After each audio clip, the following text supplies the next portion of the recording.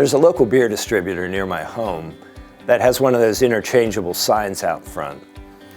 Today it's mostly used to advertise their current specials, but a number of years ago they used to post pithy sayings on the signboard. One that has stayed with me for many years now said simply, "He who does nothing makes no mistakes. He who makes no mistakes learns nothing."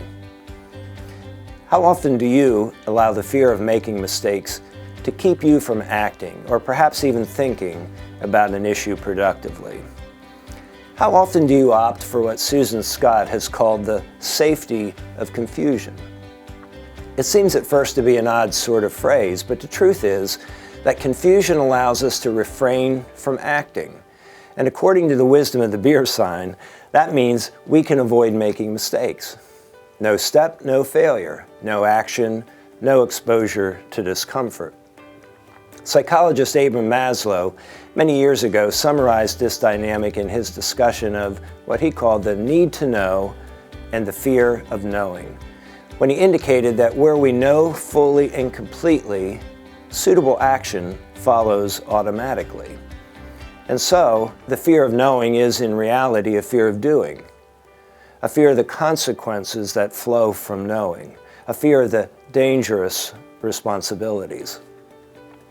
But as leaders, we must lead. And to lead, we must be courageously willing to know, to act, and to learn. As Brené Brown so aptly stated, we can choose courage or comfort, but not both. So we must create for ourselves and for those around us permission to act and to fail forward. It's not the leader's job to prevent risks so much as to make it safe to take them.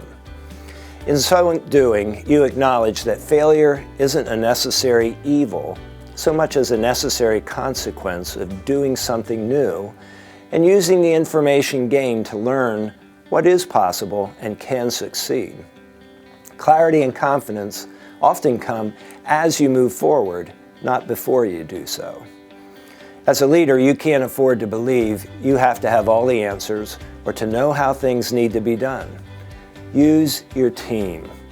Don't just be open to ideas from others, but actively coax them to contribute. Then listen to understand, not to rebut. Great discussions are the precursor to solid decisions. Decisions that align with organizational values and are honed by input from those who will be impacted by the decision.